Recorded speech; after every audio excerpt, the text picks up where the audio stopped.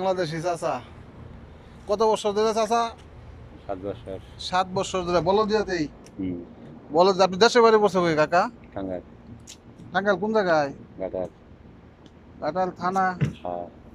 আমার বাড়ি হলো বাউল মির্জাপুর, গাজীপুর সদর। আহ, আপনি কোনে গেতে 40 মিনিট লাগে। হামিদপুর আছে না?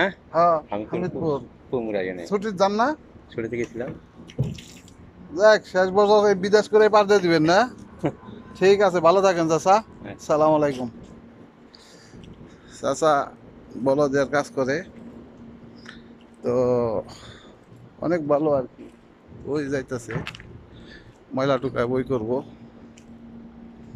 অনেক ভালো।